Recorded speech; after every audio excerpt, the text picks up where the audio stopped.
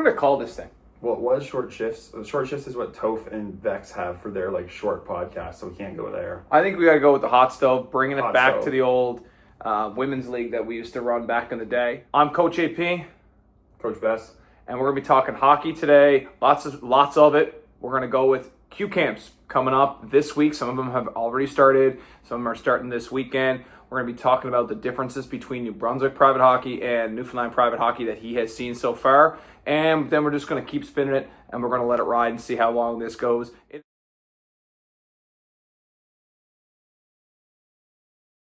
So, major junior camps coming up, Bess. Who do you think is going to be a preseason favorite in Q this year? I actually really like how Newfoundland's kind of shaping up here a bit. They've made a big addition. They've got the Rose kid coming in. Just with that way that the team's naturally progressing too. I think when you have all those butts and seats too, like obviously like this, right now the home opener's probably only got under 250 seats left. So obviously pretty good. The other team that I'm really interested to see is Moncton. Like Moncton, between their free agent ads and kind of what they've been doing there. I think with the McDougals in charge, like obviously Taylor's well connected with Gardner coaching. I think they probably have the pieces to make a little bit of a run, and what they've done in the free agent pool. This is a guy that they call him GMAC Jr. for a reason, folks. He is obviously going to have a preseason favorite. Is going to be Gardner McDougall, but it's hard to bet against Gardner McDougall, folks. I mean, he has won just about everything, and then he goes into the queue, and everybody is like, well, maybe it's to see if it's a different level, different ages of kids, and then he still goes out and proves just how good he is. And I believe he would have done even better than the Memorial Cup if he didn't have the family stuff going on. That's fair. That's hard to coach through, and I can't really imagine what's going through your head at that point. But I think that they probably also learned some valuable lessons there. If you look at how London was built, like London was skilled and they were mean. Like there's a little bit of combination. So I think moving forward, that experience is probably good. It's a little bit different than a youth sport tournament where you're playing basically win or go home. So now all of a sudden you got to play the round robin. You kind of got to feel that out before you get into the win or go home stage. So it wouldn't surprise me. Like they've added NHL camp invites, NHL drafted kids for essentially free. So yes, they're losing a lot, but they're adding a lot, and it didn't cost them anything. You got Daniel Ye coming probably back now because the wrist injury that happened. So I mean, you're looking at a good spot.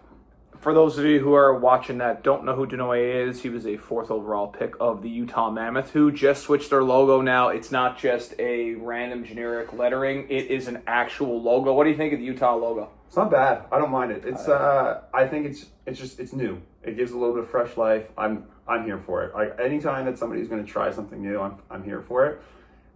I would like to see it in gameplay first before I make an actual judgment on it, just to see, but I'm a fan of it right now. Going around the Q League right now in the Maritimes division, I definitely like how the regiments are built, and fans are going to be good. Get out and support this team. If you are living in St. John's, you're living in the Avalon, you're living in Newfoundland, Labrador, I don't care where you're living, get out and see this team. I think that they're going to have a nice team right off the hop, and I know ownership, I know the management there. They're going to be pushing all the buttons they possibly can to make this team as competitive as possible in this first year. So get out and get down to the Mary Brown Center, the Chicken Coop, and watch them. I think Charlottetown are in a team in transition. I really like Jim Halton as a coach. They're going to bring in some guys. They're going to try to continue to that rebuild. They had 3 or 4 years there where they were in the league final every year. And when you do that in the Q League, you lose a lot of draft picks. And they didn't have their first, second rounders at times for like stretches of time, or they just didn't have anyone there. That's hard too, because they went for it right in the COVID season, right? Like you didn't get the revenue from that either. Like that's really, really hard. And then St. John is, my opinion, my biggest wild card. I don't know really how they're going to do. They've had some high draft picks, and they have some really good players. And Moncton are going to be strong. They get a lot of Americans there.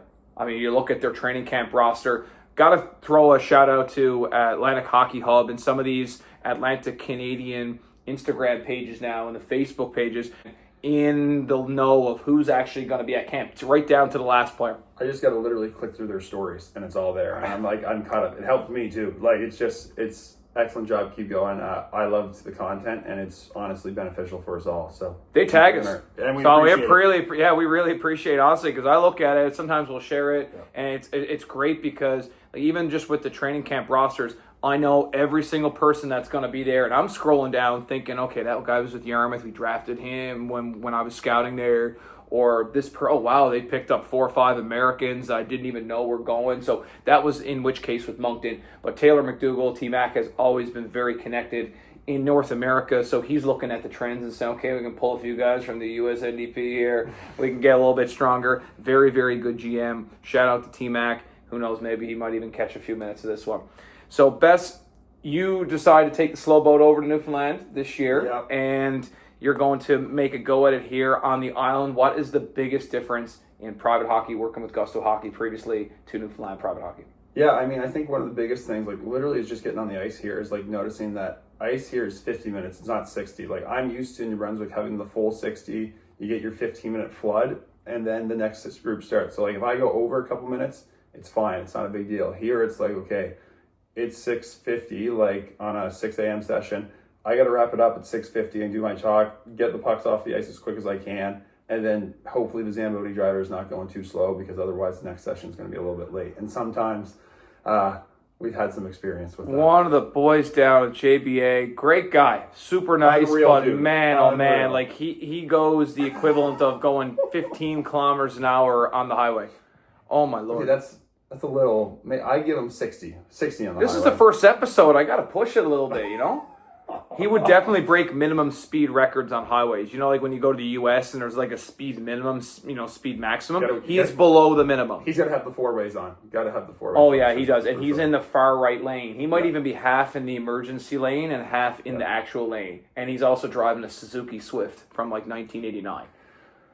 No, the minutes, it's big. It changes a little bit how you think about your sessions, right? Like instead of that last 10 when maybe you're going to add into a game, okay, I've got to have that game that's going to be in there a little bit earlier just so I can utilize my time.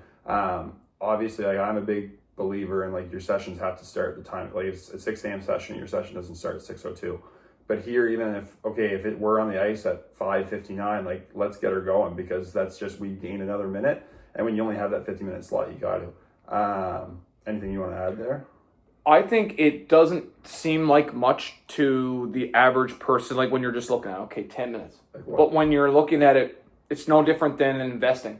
If I invest $10 a month for 50 years, that builds up. And if you're looking at 50 versus 60, that 10 minutes across the year, that's 2 practices a year, 2 practices a week times 30 weeks, that's 60, that's 600 minutes. That's an extra 10 hours of ice time that this team gained versus what this team didn't get. Now, it's important to note that 10 minutes has to be used effectively, because there's lots of people who might not utilize that 10 minutes effectively. So it all comes down to what your practice design is and what you're going. Like if you're just going to I think there's time for free play, but lots of coaches I find, not necessarily maybe in our private world, but in general trend, particularly how physical activity is going, is allowing kids to have free play, which I think is great. But think about how much ice costs us at this point in time. How can I structure that 10 minutes so it's effectively, so kids are getting rep, kids are still getting coached, and that is an effective use of time.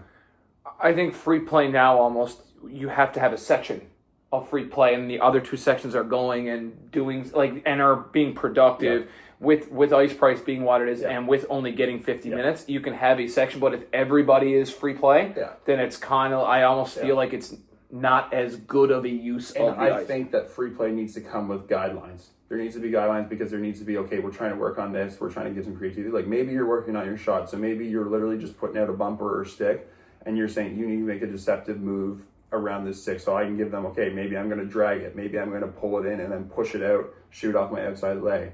Like there's some options there where now all of a sudden you're giving kids choice, and that's fine.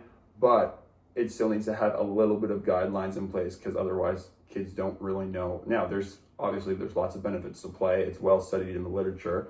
However, they still need guidance, because that's what they're coming on the ice for. Are you the type of person, Bess, that wants to have, okay, you're going to go here to this cone, you're going to do exactly this, then you're going to go here, you're going to do exactly this. So it almost becomes like an assembly line, and it's very rigid. Or are you more of a, okay, I'm going to give you options and we can read and react off of that? What do you prefer? So this is, I'm going to quote Dave Hancock from Sociology of Sport, HKR 3410. Great MUN course if anybody is ever going to take it. Really, really liked it. And you always use the bathroom at the Inco Innovation Center. I'm just saying, it is the best porcelain at Memorial University. Anyway, my answer to that is it depends. If you are I have a U7 session where you are learning basics, I see there's a lot of value, because at that point in time, we're basically learning basic skills. So I'm learning to stick handle, I'm learning to stop, I'm learning to turn. And I think that implements are beneficial at that point in time. Now we're running, say, a U13 skate where all of a sudden that we have a pretty good understanding of our basic skills, of our like kind of gross motor abilities. Now all of a sudden I think we need to get away from treating kids as robots into creating kids as hockey players. Okay, if you're a hockey player and we're playing in a game, there's never necessarily, we have patterns and we have tendencies that we want to have. But like the line I used with my team this past year is be a hockey player. Like, okay, like, yeah, on a entry, I want F2 usually to kick it and drive. But like if a C's part, like take your ice and let's go, okay? Or all of a sudden you notice this D has a bad gap or has no stick, like let's attack, right? So I think in my drills, there's always going to be like a general idea, like this is going to turn into a 2-on-1, but like all of a sudden, like if a D-man blows a tire, like you're not going to try to force a pass through a D-man, like just take your ice and go, right? I think that's what you have to get to. There needs to be in your drill, in your structure, an opportunity for kids to make a decision, not just all of a sudden have to, maybe the first part of the drill is you're coming up to a cone and it's going to be a cut back and then you're going to cut it back again down the wall. But once you're coming down the wall, maybe your coach is applying token pressure and you have to make either I'm going to drive it shoulder down, build my wall and protect, or I can slip it to maybe the F2 that we've established in the drill somewhere. I think that that's good, and I like the fact you talk about individual versus group. And adding that extra person in is really nice because watching, and that's one of the things, in my opinion, that skill work really needs to improve on, is not just passing to a stationary target, not just passing to, or the person that's passing back to you is completely stationary, just having a little bit of motion. And creating a situation where, like, how often the corner do you turn back to the wall and then you got to slip a pass or make an accurate pass to your support that's in the strong side corner, then we move the puck from there up high, or we move the puck to the weak side of the ice. Yep. It happens so often, but the execution of that is not always the best. It's in a skate. It's a rolling puck. We send a roller over there to that person. So, or the metaphorical SHIT burger, It's just, that's something I really, really want to improve on from a skills perspective, because there are a lot of drills out there that you see online that are like, it's just purely individual. Yeah. You go here, you go there, you do this, you fake it, and it's all like it feels like, okay, it doesn't give the player the opportunity to think. Now, I will be devil's advocate here. I think there's a place for that. I think if you are going on, say, like, now, this also depends on your ice availability. Like, where I was able to coach last year, like, you could do some pre-ice, and that's no problem. You could do a pre-ice before practice. So maybe you're going to take a kid out, and you're just going to work on, like, like, there's 2 chances in our last weekend where, like, you could have maybe punched and beat a guy wide. All right, well, I'm going to take you out just for, say, 5 or 7 minutes, and we're just going to work on that little punch turn and move from there. But you're working on a skill to be able to apply to make a decision. You got to make that choice to do that. You've taken that 5-7 minutes and worked on that, and then there's going to be another situation in main practice where I have the opportunity now to apply that in a game situation. So the kid's got now comfortable with it and just took a couple extra reps. Now he's going to see it now in a game where context is changing, where defenders are changing. Now I have to manipulate ice. So I think there's places for both. However, I do struggle when it's just going through cones or just individual based when you're not adding in other parts at times. I think there's time and place for both, but I think you have to have a combo of the two for it to be effective player development. And that comes down to mastering those fundamentals. And diving into, we got 2 more questions here, then we're going to play pickleball, by the way. I am the number 1 ranked player in Vision Hockey Group. I'm just going to throw that out there. Have never lost. Anybody wants to challenge me, feel free to throw a comment down, and I will play anytime, any place, unless it was like yesterday when it was like a monsoon. I'm probably not going to play in the rain. Play in the sun, though. Not dedicated. I'm not that dedicated. I definitely don't want to injure my body any more than it is already injured. Fair. We've got a couple weeks' time, we're going to see not major junior training camps, but we're going to see younger, say like AA, AAA, single A, BC, and on down the line. Any tips for players that are going to tryouts that they can start right now to make them better at tryouts?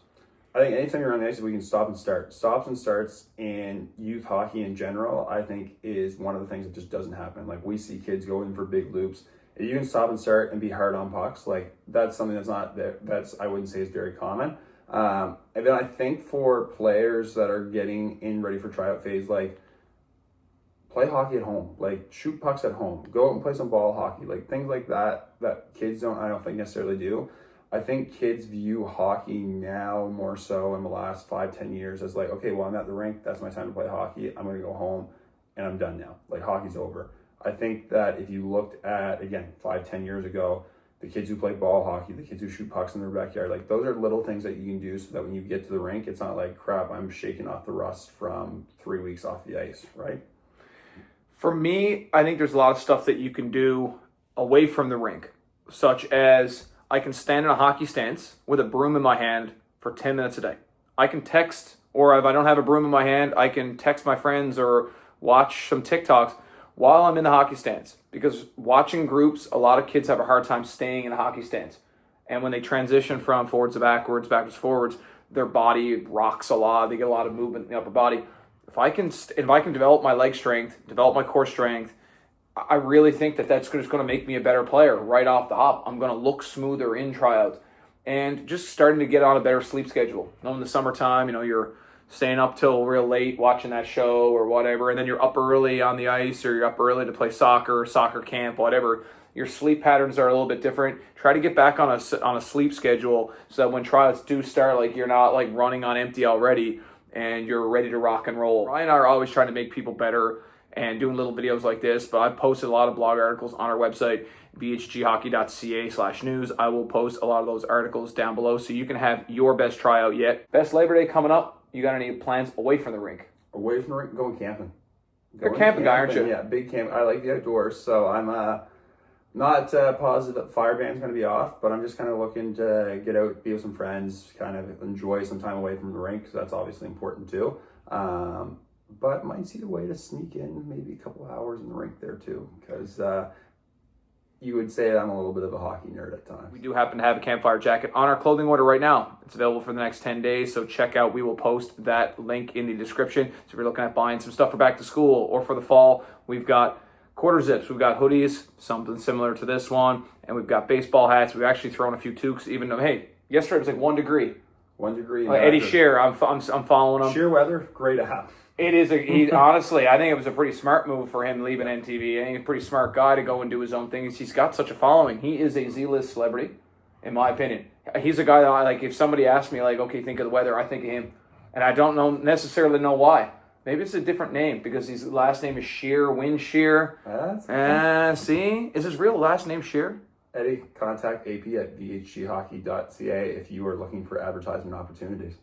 Always. We're always looking for Eddie. Honestly, man, I saw you on Alphas, by the way. Did they not have wicked social? What? Alphas. Have you seen their social? No, I haven't seen it. Best doesn't work out. See, look at that. Look at these.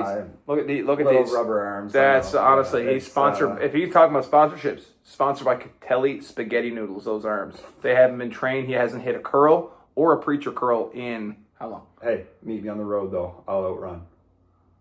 Yeah, he's got long legs. He's got those Telly 10 legs. You ever run the Telly? No, but it's on my bucket list for now. Since moving over here, I want to get the Huff and Puffin. I'd like to get that one done. What is the Huff and Puffin? It's a marathon.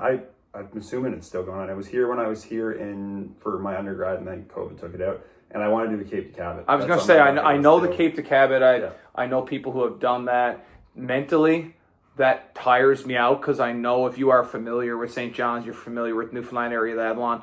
Cape to Cabot is like the most mountainous race or like marathon I can think of. I mean, it's up and down, as my dad would say. Shout out to my dad. It's up and down like a dog's stomach.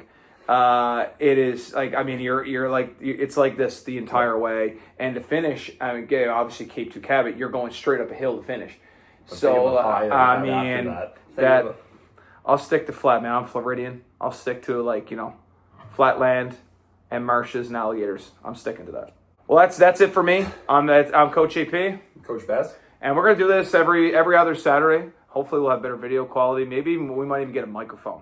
That might even be stepping. I don't know. Bess. Stepping up. It might be. I don't know. I got to check with Cabby and Nick and the boys to see if that's in the budget. That might be out of the VHG budget. I know. Well, Cabby spent half the budget on donuts this year, so he's always catching strays from you, hey? Poor Cabby can't catch a break. Hashtag prayers for Cabby in the comments. He is always taking heat from me, and That's it. I love him to death. If you're getting made fun of by me on a regular basis, it probably means I like you.